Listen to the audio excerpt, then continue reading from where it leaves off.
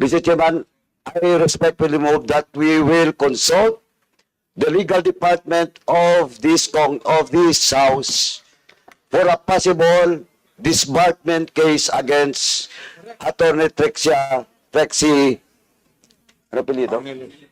Angeles po. So move, Mr. Chairman. The COMSEC is hereby directed. Oh, no, it's a motion. So there's a motion to... Second. Wait. Your motion is to ask the legal The department. legal department for a possible disbursement case against Attorney Tricia Angeles. So there's a motion cited by Congressman Paduano. Any second the motion? Duly seconded. Any objection? Hearing none, the said motion is now approved. Thank you. 7 na lang naman pala to. So tapusin na natin, maikli na lang to. Ito may excuse letter din si Mark Anthony de la Cruz Lopez. I was supposed to stand in front of this committee today in what has been asserted as inquiry on fake news peddlers, narco bloggers, and Pogo-funded bloggers in aid of legislation. I would have loved to really open up and tell you my story on how I evolved from being an ordinary citizen. Mahaba po siya, mga 5 pages siya. Pero tinitingnan ko po, you see Mr. Fernandez and Barbers, I reiterate that I am a citizen of the Republic and I actually understand that the premise of your so-called inquiry is without basis, nor cannot understand on solid legal ground. I therefore invoke my rights as provided for in the Constitution and decline your invitation. So, mahaba po yung kanyang letter and I cannot understand fully, but this is the content of the letter. So, what's the pleasure of the body? Mr. Chairman, once again, the letter that was sent to this committee is not valid. I move to issue cause order for that invited guest. Okay, there's a motion to issue a cause order to Mr. Mark Anthony Lopez. Any second the motion? Second. Any objection? Hearing none? Yes, the said motion is now approved. Okay, ito naman galing kay Attorney Trixie Angeles. I respectfully decline this invitation as I question the legality of the inquiry as well as the proposed legislation for being violative of the constitutional guarantee of free speech. Is she a lawyer? Is she a lawyer?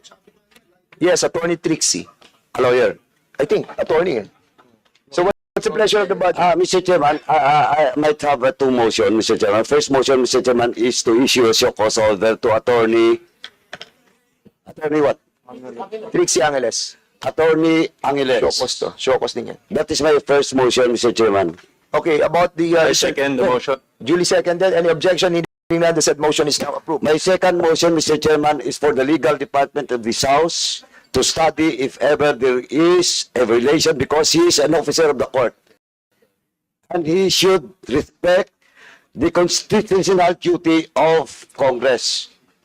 And question of legality, Mr. Chairman, I respectfully move that we will consult the legal department of this House for a possible disbarment case against Attorney Trexie, ano apelyido?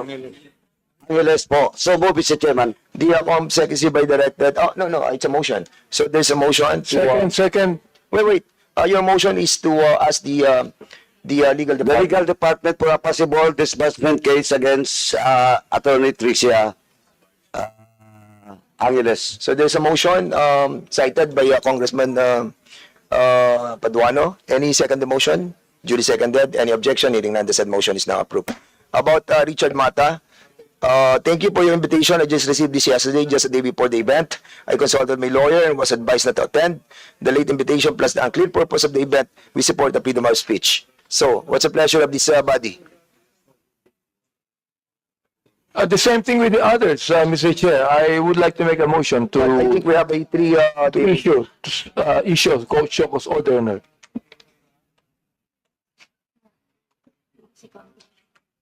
There's a motion. Any second the motion? Duly second. Any objection? Hearing none, the said motion is now approved. About the Aaron Peña. While I initially wanted to accept, I would like to respectfully decline your invitation to share my knowledge on matters that were raised by Representative Ace Barbers in his privilege speeches. Last year, after a series of consultation with my lawyers, I would like to categorically state that I'm neither paid by Pogo operators nor drug lords, and so my knowledge is not used for the goal of the joint committee. Same thing. Motion. Mr. Chairman, I move to issue a show cause order for There's a motion to issue a show cause order to this person. Any second the motion? Second the motion. Duly seconded. Any objection? Hearing none, the said motion is approved. And Kisette Chu. This in reference to your invitation to the joint inquiry congressional hearing on social media.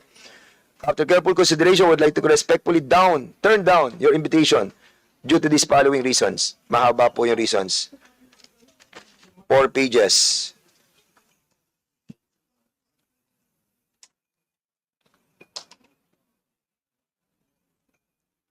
And sa nababasa ko ba, ang tema niya ay justification of the laws protecting their rights. So I think, what's the pleasure again?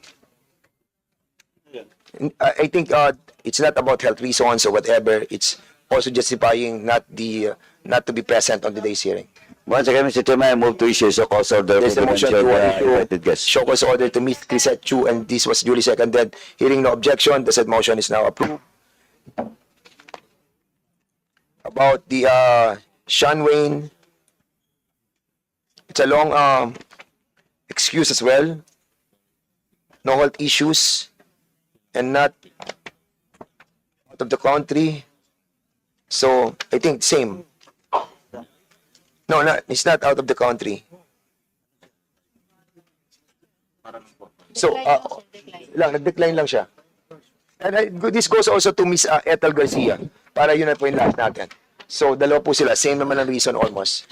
Mr. Chairman, I move that we issue a show cause order for both the invitees that was mentioned by the chairman. So There's a moved, Mr. Chairman. motion to issue show cause order to Miss Ethel Garcia and Sean Wayne.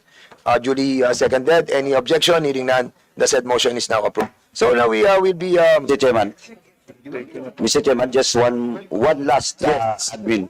11:30 na. Go ahead. Mr. Chairman, the committee has received a letter coming from the Philippine Entertainment Portal, and they're requesting for the presence to be invited in the next hearing, Mr. Chairman, so that they can also give some inputs with regards to the House resolution that we're tackling in today's hearing, Mr. Chairman. So move, Mr. Okay, Chairman. so we will be inviting them over as well.